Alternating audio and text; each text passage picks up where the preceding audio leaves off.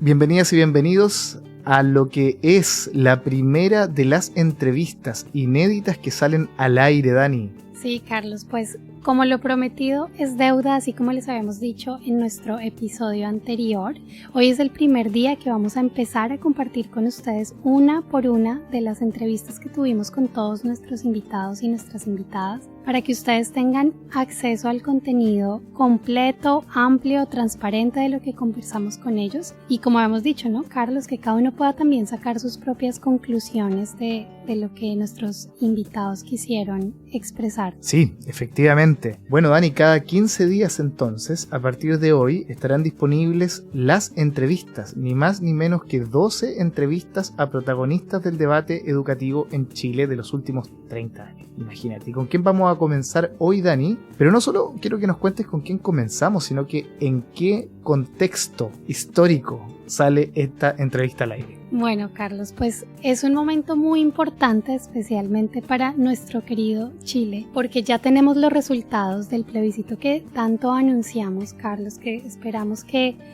por lo menos este espacio haya servido para informar y para que muchos de nuestros oyentes hayan podido posicionarse de una manera consciente con respecto a su voto. Y bueno, pues muy a propósito de todo este proceso, Carlos, hoy tenemos con nosotros a Fernando Atria, con quien hablamos acerca de los movimientos estudiantiles del 2006, del 2011, quien también nos compartió su visión sobre la Constitución de 1980 y todo esto que él llamó como el proceso de neutralización. Y efectivamente, Fernando Atria lo que hace es poner en relevancia el proceso constituyente actual como la posible apertura para la canalización de demandas históricas que se presentan, como tú decías, Dani, desde el 2006 en adelante, con miras a revertir este proceso de neutralización política que se habría dado en Chile. Fernando Atria es, Dani, ex integrante de la Convención Constitucional, académico de Derecho y uno de los protagonistas del debate en materia educativa y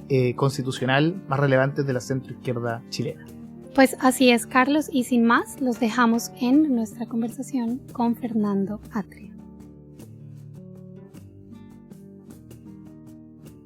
Yo soy Fernando Atria, soy profesor de Derecho de la Universidad de Chile y ahora soy miembro de la Convención Constitucional. He estado en la discusión sobre educación y cambio constitucional en Chile desde hace 15 o 20 años, comenzando por un libro que publiqué en 2007 que se llama Mercado y Ciudadanía en la Educación.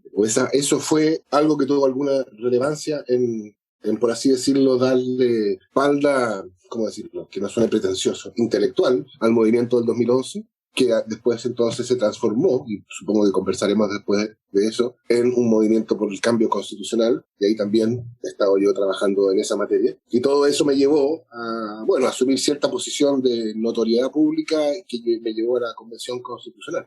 Pero fundamentalmente soy un profesor universitario. Fernando, efectivamente tú has sido un protagonista tanto en el mundo de la academia como ahora en el terreno político propiamente tal, en materias de educación y constitución. Y quisiéramos preguntarte cuál es tu mirada respecto de las movilizaciones estudiantiles del 2006 y del 2011. ¿Ves similitudes en ellas? Crítico. Visto con hindsight, fue un año crítico. Fue el año en que todo esto más o menos empezó, porque es un año que ocurren dos cosas. Primero, irrumpe el primer movimiento social con la suficiente fuerza para cambiar la agenda política nacional. O sea, no es que no hubiera habido protestas o movilizaciones antes, pero nunca habían tenido la magnitud, y esa es una cuestión cuantitativa, magnitud para cambiar la agenda política nacional, y la cambiaron totalmente, ¿no? Educación se puso, por así decirlo, entre comillas, a la fuerza en el centro de la agenda política del gobierno de Bachelet. Y la segunda es que ocurrió pocos meses después de la dictación de la reforma constitucional de 2005, que se promulgó en septiembre de 2005, y esto ocurrió en marzo del 2006. Y se supone que para ese momento la idea era que esa reforma constitucional había solucionado el problema constitucional. Y entonces poco después irrumpe este movimiento con una demanda, con la demanda que el sistema constitucional de 1980 existía para neutralizar, que era una demanda de impugnación del modelo neoliberal, en defensa de la educación pública, contra la educación de mercado, el lucro. Y entonces lo que pasó después, creo yo, ese movimiento puso esos temas, el sistema político trató de responder a esos temas, se logró políticamente un gran acuerdo para una reforma que lograra derogar la Ley Orgánica Constitucional de Enseñanza, que fue una de las demandas del 2006, derogar la LOCE, y promulgar en vez la Ley General de Educación. Ese momento tiene su iconografía, ¿no? El momento de promulgación y de derogación de la LOCE y promulgación de la Ley General, están todos los representantes de todos los sectores políticos con las manos en alto junto a la presidenta. Y claro, después de eso, ese movimiento bajó en intensidad, por así decirlo, diría yo, se sumergió y volvió a emerger en 2011. Yo diría, no solo que haya alguna relación entre ambos, yo creo que es el mismo movimiento. De hecho, yo diría, la fuerza del 2011, o sea, ¿por qué la diferencia, de nuevo, cuantitativa entre el 2011 y el 2006? Y mi respuesta, o parte de la respuesta sería, en mi opinión, que el movimiento del 2011 es el movimiento del 2006, pero ya con la experiencia de una neutralización. Porque, claro, la Ley General de Educación solo pudo dictarse asegurando que su contenido no tenía la dimensión transformadora que se demandaba de él. De hecho, es interesante mirar que el proyecto original de la Ley General de Educación sí excluía, por ejemplo, el lucro, que era una de las demandas. Pero, por cierto, a través de los dispositivos neutralizadores de la Constitución del 80, una decisión transformadora como esa no podía pasar. Y en su tramitación, eso, junto con otras dimensiones de su contenido transformador, se perdió. Entonces, el movimiento del 2006 fue, creo yo, o pareció ser, o por lo menos en su momento se vio como, que fue eficazmente neutralizado. Un movimiento que tenía una demanda transformadora se convierte o se procesa en términos de una demanda de corrección aquí o allá. Y eso, el 2011 estaba claro. Por eso el 2011 fue tan fácil, que la demanda por un sistema, por educación, se transformara en una demanda por una constitución. Yo creo que son el mismo movimiento, que en dos fases. Buenísimo, clarísimo, Fernando. Y en esta línea de lo que vienes diciendo, estas demandas del 2006 y del 2011 que tú mencionas que están muy, digamos, entrelazadas entre ellas en cuanto a quienes las hacen, de alguna manera tú ves alguna relación de la Constitución de 1980 como un obstaculizador de que estas demandas que se hicieron en el 2006 o en el 2011 pudieran ser satisfechas. ¿Ves alguna relación? Sí, completamente. O sea, yo creo que entre el 90 y el 2005, en un periodo que termina con la reforma constitucional de Ricardo Lagos, del 2005, había, por así decirlo, como una especie de acuerdo tácito de que las bases del modelo neoliberal estaban funcionando más o menos para. No quiero ponerle demasiado peso normativo a ese acuerdo tácito, no creo que haya sido una especie como de consenso nacional ni nada, pero creo que la transformación del modelo neoliberal no tenía urgencia social que se manifestara políticamente. Por supuesto, hay una pregunta interesante de qué pasó al final de ese periodo, ¿no? ¿Qué fue lo que llevó a que ese consenso, por así decirlo, de facto, desapareciera? Algo ya se notaba hacia el final de ese periodo con la reforma de salud de Ricardo Lagos, que yo creo que fue una reforma que no debe ser pasada por alto. Tiene una noción de derechos sociales, lo que se llama el auge en Chile, que tiene una noción de derechos sociales que es distinta de la anterior. O sea, ya ahí había un indicio de que había algo que estaba siendo puesto en cuestión. Pero claro, otras políticas de Ricardo Lagos iban más bien en la línea de profundización, ¿no? El caso más evidente es el crédito con aval del Estado, el CAE, para financiar la educación superior. Y entonces, mientras no había una demanda social relevante por transformación del modelo neoliberal, la neutralización que la Constitución logró, porque la Constitución lo que buscó era evitar la posibilidad de que a través de la política se pudiera transformar el modelo neoliberal. Pero esa neutralización no fue experimentada, o sea, podía ser descrita teóricamente, pero uno podía decir, mire, el Senado está compuesto de senadores designados y por eso los que pierden las elecciones tienen mayoría, ¿no?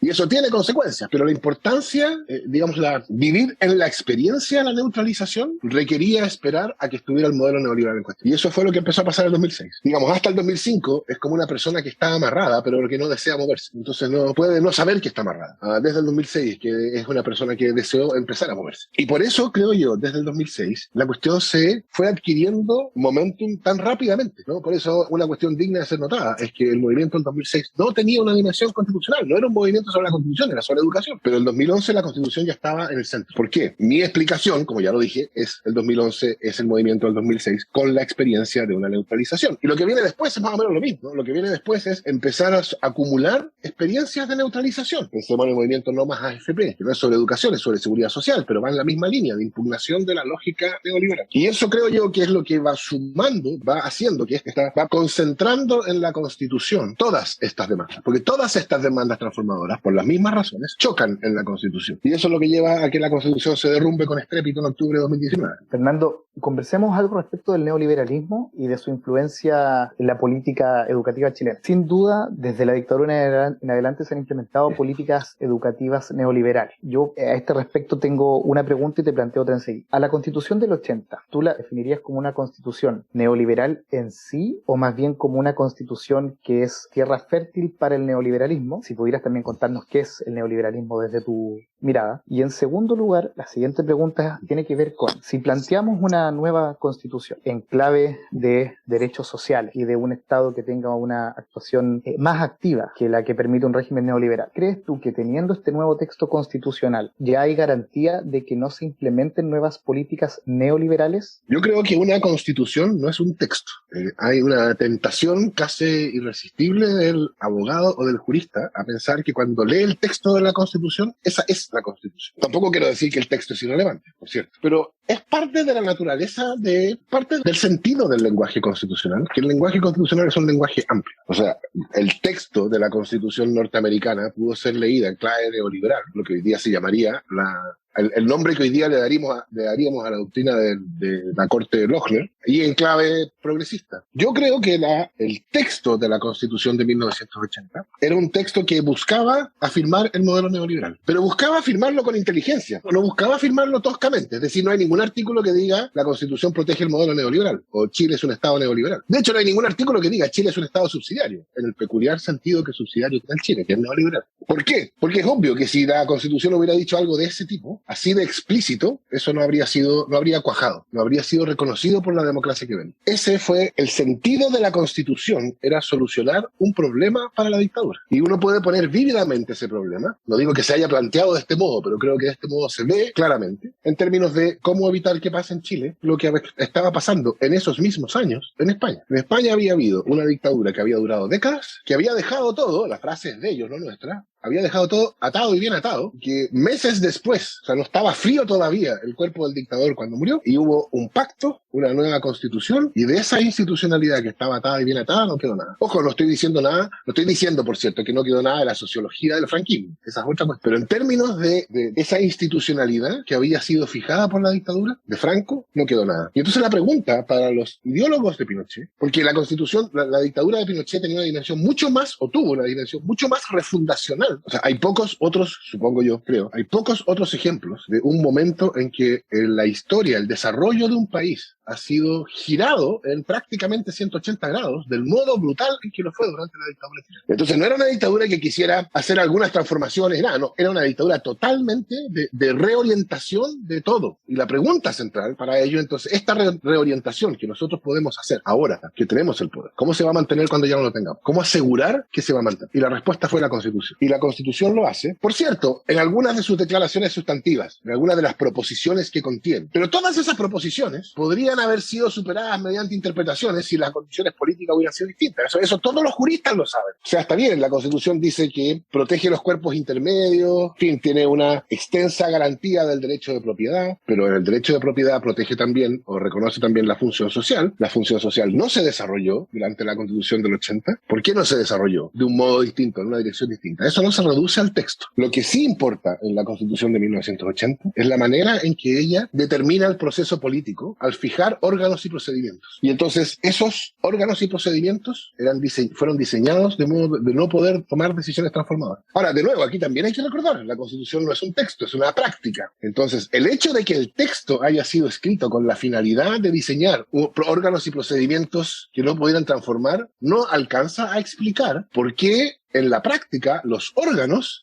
fueron neutralizados. O sea, el hecho de que la Constitución haya buscado neutralizar el poder político democrático no alcanza a explicar por qué tuvo tanto éxito en neutralizar el poder político. Hay una diferencia entre lo que la Constitución, lo que uno busca y lo que uno logra, que no se explica por la sola voluntad del que busca. Mi explicación para eso, y esto conecta con cuestiones más grandes, porque si uno lo piensa, los 90 fueron la década, ahí comienza la década de hegemonía incontrarrestada del neoliberalismo en el mundo. Esa es la década en que el capitalismo entra de lleno en su fase neoliberal. Y el neoliberalismo exige o consiste en incluso una autonomización de la economía respecto a la política. Y eso es algo que ha pasado en todo el mundo. Por ejemplo, eso es parte de lo que empujó el Brexit. Vamos a recuperar el control porque hemos perdido el control sobre nuestras vidas. Queremos proteger el Servicio Nacional de Salud y no podemos hacerlo porque el control pasó a estos burócratas de Bruselas. Vamos a quitárselos y lo vamos a recuperar. Por cierto, eso es pura manipulación de la derecha. El poder no lo tenían los burócratas de Bruselas, el poder lo tiene el capital. Pero entonces, tenemos un mundo que se mueve hacia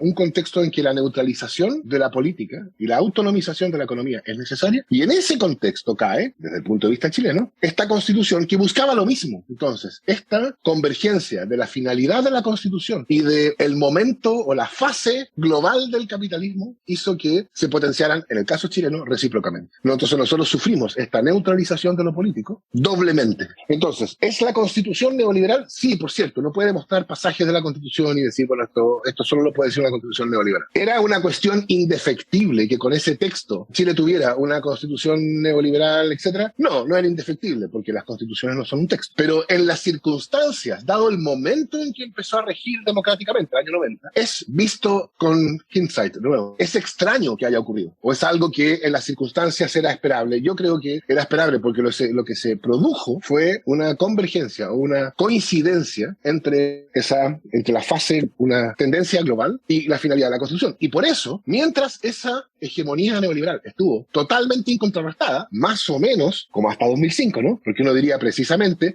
que la hegemonía incontrastada neoliberal dura hasta, si uno quiere poner una fecha, al momento en que empieza a quebrajarse, no se desaparece, empieza a mostrar señales de debilidad, es la crisis del 2008. Entonces no es raro que cuando ese momento cesa, empieza a surgir una demanda de transformación. La Constitución, que ya no es solo un texto, es una práctica de 15 años ya a esas alturas, empieza a morder, a apretar, a neutralizar, y eso lleva a un proceso progresivo de deslegitimación de la Constitución que termina 10 años después estallando. Aquí justo me quedo en lo último que acabas de decir de esto que pasa, ¿no? Y es muy relevante lo que cuentas porque si la Constitución no solamente son las letras, digamos que también la implementación y las acciones y la sociedad en sí pues tienen todo que ver con el desarrollo de esa Constitución. Por eso es tan interesante estudiar el caso chileno, pues mirando la importancia de lo que pasa en el 2006, 2011 y 2019. Entonces, en esto último que comentas del estallido, ¿no? De lo último, de lo que ya socialmente está deslegitimado esto y lo que pasa en el 2019. ¿Cómo podrías tú decir que influye, ya quedémonos, digamos, en el 2019, en este último estallido, cómo influye esto en el origen del actual proceso constituyente que se está dando y cómo podrías ver esa relación a hoy, de cómo ha avanzado ese proceso a hoy? Mira, esa es una pregunta extraordinariamente relevante. Digamos, el problema constitucional era que Chile tenía una política neutralizada. Una política neutralizada es una política incapaz de tomar decisiones transformadoras. Por cierto, evidentemente, la decisión más transformadora de todas es la decisión de cambiar la Constitución, porque esa es la decisión que contiene a todas las demás. Por consiguiente, el problema constitucional chileno era un problema que, por definición, no podía ser solucionado por la propia institucionalidad constituida. Se intentó varias veces y todos fracasaron. Entonces, para que se abriera la posibilidad del cambio constitucional, lo que fue necesario es que el proceso de deslegitimación de esa institucionalidad neutralizada, porque la neutralización implica, en la medida en que hay una demanda, implica que una progresiva separación entre esas demandas sociales y la capacidad del sistema político para responder a ellas. Entonces, un sistema político que se ve cada vez más crecientemente indiferente, indolente, servicial con los intereses del capital e indiferente a los intereses del pueblo. Se empezó en Chile crecientemente a hablar de la clase política, que es un término académico que existe, por cierto, desde los 30, pero que en términos de su uso por las personas comunes es algo relativamente nuevo, de este mismo momento. Y clase política, clase ahí no significa conjunto, ¿no? No es el conjunto de los políticos. Clase tiene mucho más contenido. Y si la clase política, o sea, si los políticos son una clase, quiere decir que tienen intereses de clase y que actúan en defensa de sus intereses de clase. Y esos intereses de clase son vistos como opuestos a los intereses del pueblo. Y eso es mostrado por el hecho de que son incapaces de actuar para realizar esas demandas que de modo cada vez más claro surgen de la sociedad. Ojo, y surgían en movimientos del 2006, 2011, etcétera, se manifestaron en elecciones parlamentarias y presidenciales, como la de Bachelet. O sea, era algo que era evidente. Esa incapacidad no es gratis, evidentemente. Esa incapacidad implica deslegitimación. La deslegitimación no causa ningún cambio de un día para otro. O sea, cualquier lunes que tú miraras la cosa era más o menos parecido a lo que había ocurrido el domingo. evidentemente. Pero en un plazo un poco más largo, lo que va produciendo es una erosión. Por así decirlo, la institucionalidad se va lentamente hundiendo en una ciénaga de deslegitimación. Idealmente, uno habría podido enfrentar el problema constitucional antes de que se hubiera terminado de hundir. Pero claro, eso supondría, dado cuál era el problema constitucional, eso era imposible. Y entonces, esto hasta cierto punto parecía una tragedia griega. Habría que simplemente observar cómo continuaba hundiéndose hasta que se terminara de hundir. Y cuando se terminara de hundir, sí habría la posibilidad. Eso pasó el 18 de octubre. Ahora, no para ahí la cosa, y por eso la pregunta es bien aguda. Porque ese proceso de deslegitimación, ese proceso largo de deslegitimación, fue causando daño, porque no va solo erosionando la legitimidad de la Constitución y la institucionalidad política en sentido estricto, va erosionando muchas otras cosas. Y muchas de esas otras cosas que se fueron erosionando en el camino son condiciones necesarias o condiciones coadyuvantes para el éxito de un proceso constituyente. ¿No? Por ejemplo, sería mucho más fácil el proceso constituyente hoy si en Chile hubiera partidos políticos legitimados para articular demandas ciudadanas. Pero eso no existe. No hay partidos políticos. Sería más fácil el proceso constituyente si hubiera una mirada hacia el funcionamiento normal de las instituciones democráticas esperanzada. Los procesos constituyentes habituales, pensemos, los casos español, brasileño, colombiano, son todos procesos constituyentes que se hacen más o menos a la salida de un momento de dictadura y que entonces miran al funcionamiento normal de las instituciones democráticas con esperanza. Y entonces, escribir una constitución cuando uno puede descansar en la democracia que viene es totalmente distinto que escribir una constitución cuando uno recela de la democracia que viene. Entonces, todo eso lo hace más difícil. Entonces, yo creo que es bien importante. En ese sentido, diría yo, es probable que el proceso constituyente chileno termine siendo el primero o de los primeros de una época. Porque yo creo que estos procesos constituyentes que siguen a un momento de deslegitimación de las instituciones democráticas representativas, eso es lo que va a caracterizar a los procesos constituyentes por venir. Los procesos constituyentes que vienen ya no van a ser como el proceso constituyente español, a la salida de una dictadura que mira con esperanza a la democracia. Va a ser procesos constituyentes desencantados con la democracia. No con la democracia, con el funcionamiento normal de las instituciones democráticas. Pero claro, por otro lado, esas son las condiciones en las cuales hay que buscar que esto resulte. No es fácil, es mucho más difícil de lo que uno esperaría. Yo creo que eso se ha notado en parte en el desarrollo del proceso constituyente chileno, pero yo espero que no signifique que no pueda ser exitoso. Todavía soy optimista respecto del éxito del proceso. Fernando, tú nos proponías un esquema de conceptualización muy interesante para entender la vinculación entre las movilizaciones del 2006 y las del 2011, diciendo que eran una única movilización, solo que en el 2011, además de estar dirigida contra el neoliberalismo, había vivido la experiencia de la neutralización. ¿Qué es entonces la del 2019? ¿Es la experiencia de la neutralización agudizada? ¿Son otras causas además de la educación? No, es un movimiento con ya varias neutralizaciones en el cuerpo. Cada neutralización hace más difícil el procesamiento institucional de la demanda, porque cada neutralización hace que la institucionalidad sea vista con más sospecha. O sea, esa foto famosa cuando se derogó la LOCE, en esa foto, atrás en la foto, hay algunos de los dirigentes secundarios que participaron en el movimiento de 2006. Eso el 2011 habría sido impensable, ¿no? Porque la interlocución con el sistema político estaba mucho más quebrada. Y lo mismo, bueno, después, claro, uno tiene que ampliar la mirada para ver cómo esta movilización, que es la misma, creo yo, va evolucionando, porque después del 2011 lo que surge es el movimiento No Más AFP. Y claro, que no es sobre educación, pero es sobre derechos sociales también. Y después de No Más AFP surge el Mayo Feminista, que es el 2018, ¿no? Que tuvo de nuevo en que la desconfianza de las formas institucionales de la representación en el sentido más genérico ya era explícita, ¿no? El 2018 fue el momento en que esos movimientos sociales dejaron de tener dirigentes y pasaron a tener voceros, ¿no? Que yo creo que puede ser visto como una cuestión puramente superficial, pero yo creo que refleja una cuestión extraordinariamente profunda acerca de las formas de organización de la acción colectiva. Entonces yo creo que cuando uno lo ve para atrás, en retrospectiva, o sea, yo creo que los historiadores del futuro van a tomar lo que comienza el 2006 y termina el 2019 como un proceso largo de legitimación que tiene distintas manifestaciones, pero es, por así decirlo, es la misma fuerza social la que está buscando manifestarse, y ante el hecho de que no puede manifestarse, busca maneras de manifestarse y termina manifestándose como, bueno, yo lo dije en 2013, ¿no? Por las buenas o por las malas. O sea, si no puede manifestarse institucionalmente, bueno, se manifestará de alguna otra manera. Muy bien, Fernando, y ya para empezar a cerrar por acá, pensemos un poco a futuro. Sí, esta pregunta siguiente está un poco proyectada y tiene que ver con dentro de tu pensamiento, ¿qué elementos crees tú que debería contemplar una nueva regulación del derecho a la educación? Pensando obviamente en relación en poder satisfacer demandas del 2006, del 2011, pero ¿qué debería pensar de aquí en adelante cualquier proceso constitucional para poder lograr esa regulación, ¿no? Para poder cambiar ese discurso y también de alguna manera poder influir en la implementación, en la práctica sobre el derecho a la educación? Yo creo que la nueva Constitución, por todo lo que hemos hablado, es acerca de la construcción de un poder político democrático eficaz, por un lado, en términos, por así decirlo, como los abogados llamarían orgánicos, y en términos dogmáticos es acerca de la construcción del Estado social, derechos sociales. Derechos sociales no son derechos a prestaciones judicialmente exigibles, y para la cultura jurídica progresista latinoamericana es el tema. Los juristas progre latinoamericanos creen que los derechos sociales, lo importante de los derechos sociales es asegurar su exigibilidad judicial. Yo creo que eso es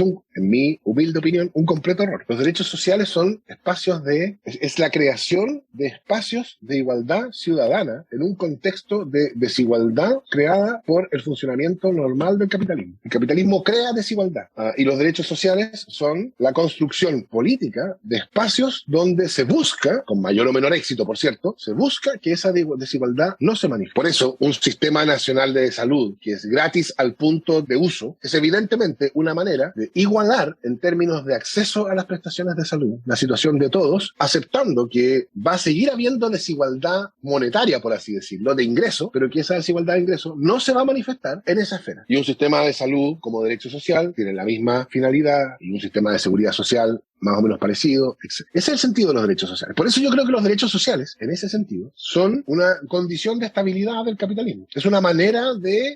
O sea, sin derechos sociales, la promesa fundamental del capitalismo, que la prosperidad material beneficia a todos, es crecientemente vivida como falsa. Por eso el desconcierto de tantos observadores, más bien de derecha chilena, que dicen, pero si uno mira los últimos 30 años, todos los índices en Chile han mejorado. Bueno, pero hay uno que no ha mejorado, que es la sensación ciudadana de coparticipación, de que la prosperidad material es para todos. ¿Y por qué no ha prosperado? Porque, claro, Chile creyó que se podía prescindir de lo que en todo el resto del mundo con mayor, o sea, más o menos pacíficamente, se ha encontrado como la solución al problema de desintegración social durante el capitalismo, que son los derechos sociales. Asegurar que hay espacios de igualdad ciudadana en un contexto de desigualdad causada por el mercado. Entonces yo esperaría que la nueva Constitución pusiera en el centro los derechos sociales y le entregara al Estado el deber de realizarlos, y realizarlos como espacios de igualdad ciudadana. En mi opinión, yo creo que lo que es central es pensar cómo es un Estado social post-neoliberal, porque yo creo que hay una tendencia muy grande a mirar el Estado social en términos pre-neoliberal. Yo llamo un Estado social pre-neoliberal el Estado social que se construyó en Europa en el periodo dorado, ¿no? Desde el 45 hasta la crisis del Estado de Bienestar a fines de los 70, que fundamentalmente descansaba en el Estado. Yo creo que esa idea, esa manera de pensar Estado social no es sostenible en nuestra época, ¿no? El neoliberalismo llegó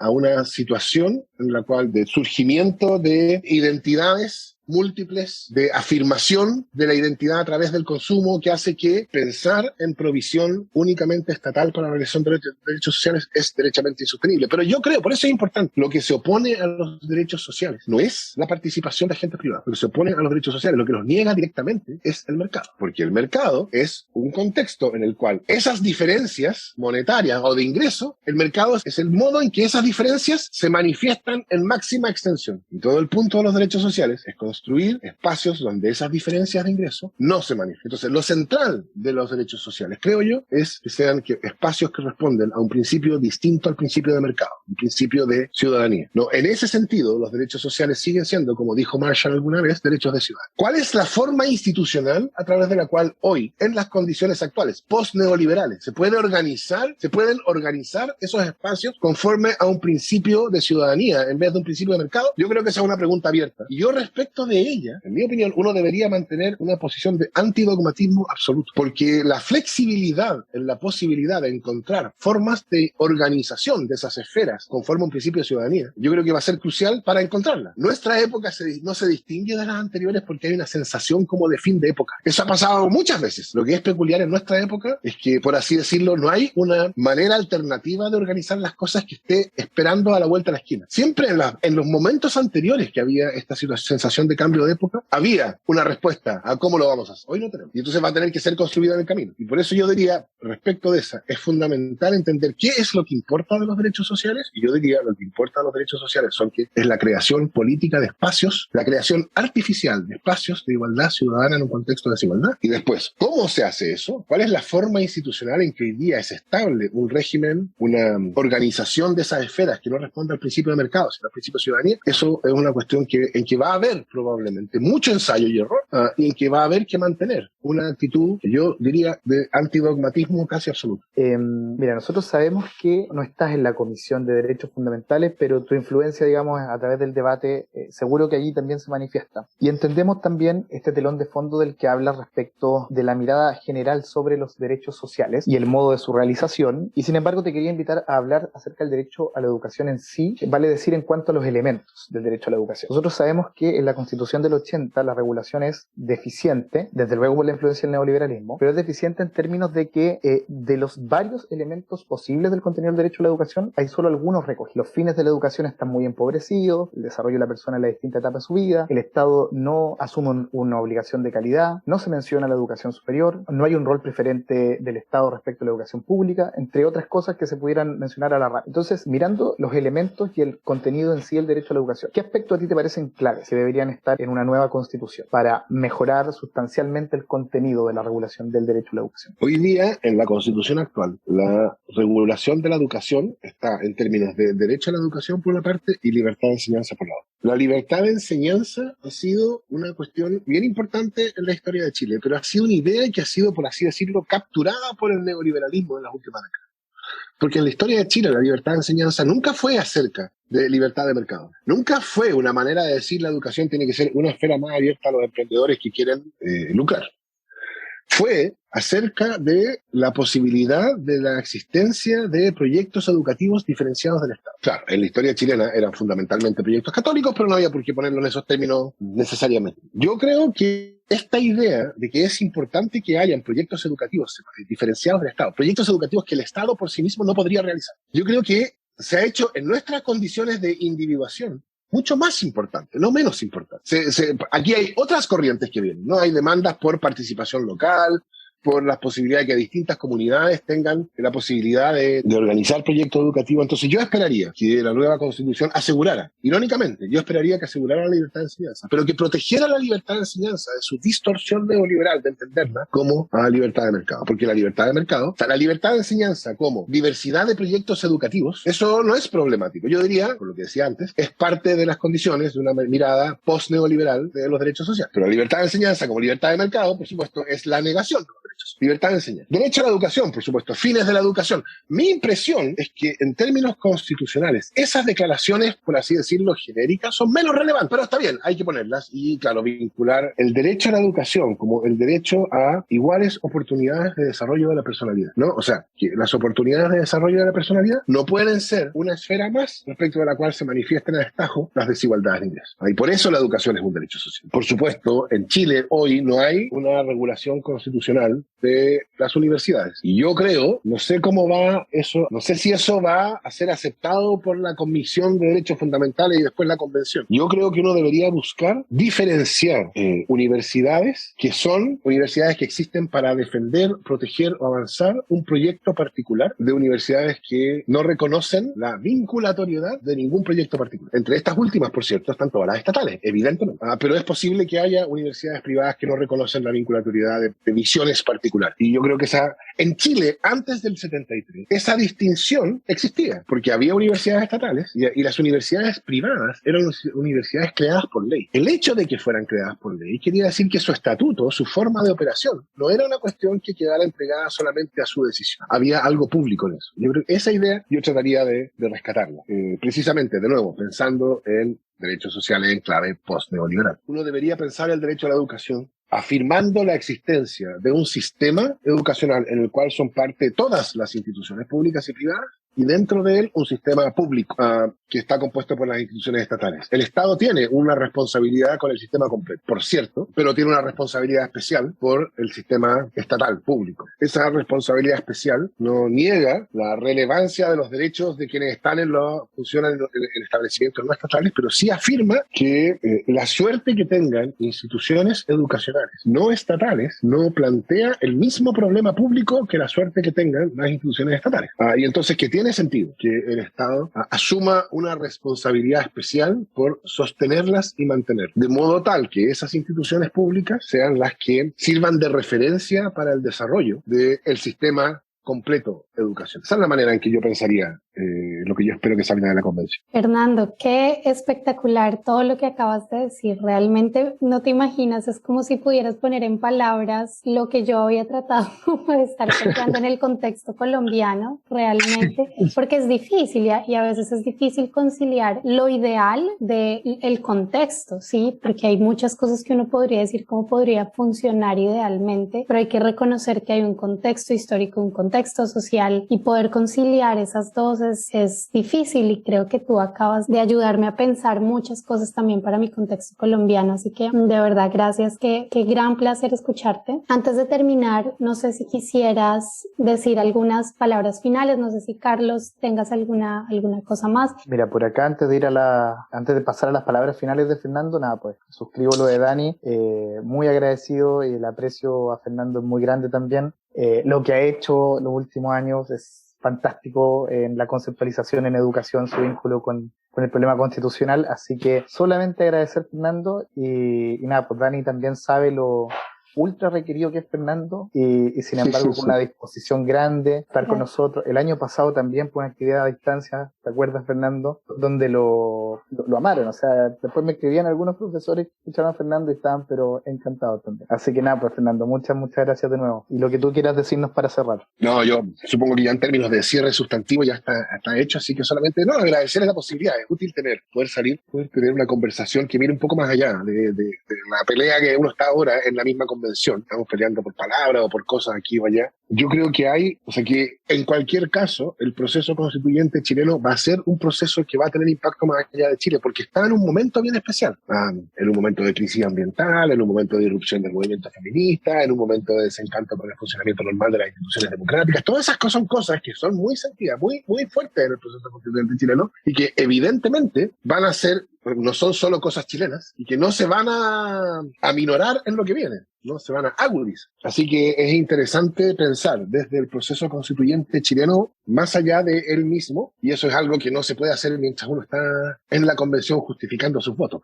Así que muchas gracias por la invitación, y yo feliz de participar con ustedes. Muchas gracias, Fernando, que tengas un buen día. Muchas gracias. Gracias por la entrevista, Fernando, un abrazo. Esa fue la entrevista con Fernando Atria, ex integrante de la Convención Constitucional, que nos dio su mirada sobre el proceso constituyente chileno y la posible regulación del derecho a la educación.